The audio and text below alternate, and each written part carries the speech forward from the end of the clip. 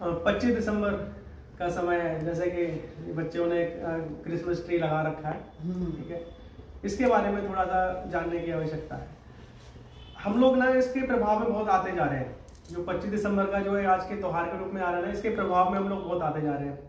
स्कूलों में सबसे बड़ा कारण तो देखो क्या है, स्कूलों में मनाया जा रहा है। बच्चों में जो एक बात डाली जा रही है ना, बच्चों के मन में डाली जा रही है कि क्रिसमस एक त्योहार है और आपको ना जोकर बन के आना है।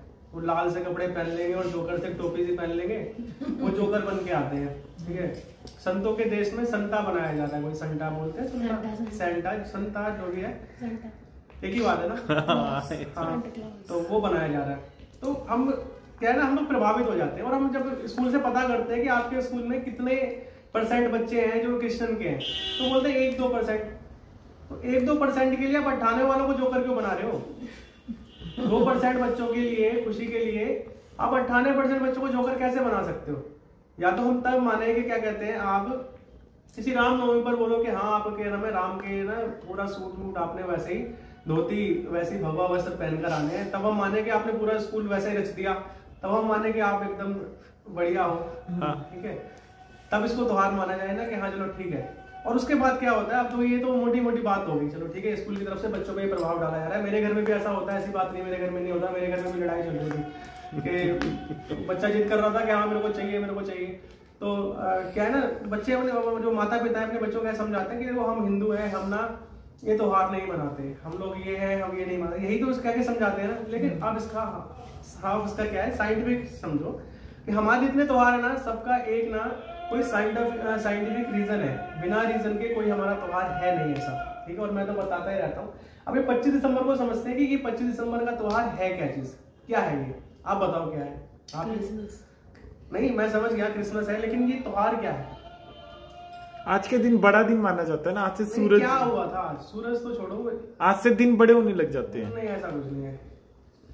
तो आज से मतलब ये थोड़ा ना कि 25 दिसंबर ये तो क्रिसमस पे चला गया। मैं बताता हूँ, चलो बच्चों को हाँ ये बताया जाता है कि आज के समय पे ना कोई बोलता है कि उनका जन्म हुआ था, यही बोलते हैं ना, हाँ ऐसा कोई बोला जाता है कि उनका जन्म हुआ था। लेकिन असल में क्या है ना, किसी कोई शास्त्र में, मैं तो खुला चैलेंज करके बोलता हूँ, किसी शास्त्र में इनके ईसाइयों के भी कहीं पर भी 25 दिसंबर का कोई प्रमाण नहीं है कि जहाँ पर जीसस क्राइस्ट का जन्म हुआ था, ठीक है। एक फैक्ट। अगला फैक्ट सुनो कि अगर उनका जन्म हुआ था 25 दिसंबर को, ठीक है, तो यानी कि उससे पहले कोई कैलेंडर कोई गणना चल रही होगी, ठीक है।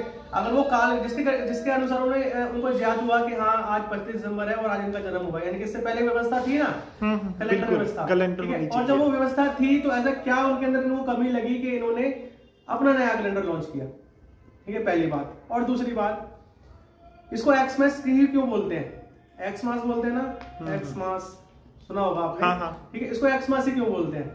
ये सारी बातें। दिसंबर को दिसंबर ही क्यों बोलते हैं? हमारे यहाँ ना एक लेसन को भी ना संस्कृत में एक वर्ड बोला जाता है, तो उसके अंदर भी ना एक बहुत गहरा अर्थ छुपा हुआ है, ठीक है। तो उसके पीछे एक कारण है, उसके पीछे एक अर्थ है, तब उसका वो नाम रखा जाता है। दिसंबर का दिसंबर नाम क्यों है, सितंबर का सितंबर नाम क्यों है, अक्टूबर का अक्टूबर नाम क्यों है?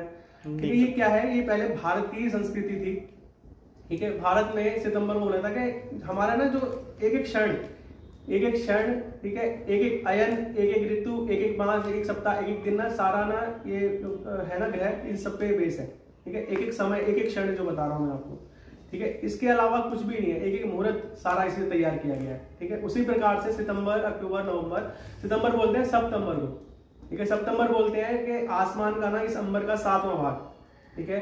उसी प्रकार से नवंबर, दिसंबर इस अंबर का 10वां भाग, ठीक है। और 10वां भाग का मतलब समझ रहे हो, 10वां महीना, 10वें महीने को 10 को रोमन में क्या बोलते हैं? 10 को रोमन में कैसे लिखते हैं? ठीक है, अच्छा। 10 को रोमन में एक्स लिखते हैं, और ये है 10वां मास। इसके बाद 11वां आएगा, फिर 12वां आएगा, और फिर क्या आएगा? फिर आएगा नया साल, ठीक है। यानी कि कहां पहुंचे हम लोग? सनातन संस्कृति की ओर पहुंचे, नए साल की ओर पहुंच गए। नया साल हम अप्रैल से मनाते हैं ना, मार्च अप्रैल के बीच में आता है। इनकी जो है ना महीना अलग है, हमारा महीना अलग चलता है, तो मार्च अप्रैल के बीच में आ जाता है, तो तब वो चैत्र, उसको चैत्र कह देते हैं, ठीक है। अब ये 25वां भी 10वां महीना है ना, ये एक्स मास मतलब ये 25वां 10वां महीना समझ रहे हैं ना, तो वही चीज है, ये है सारा वही हमारा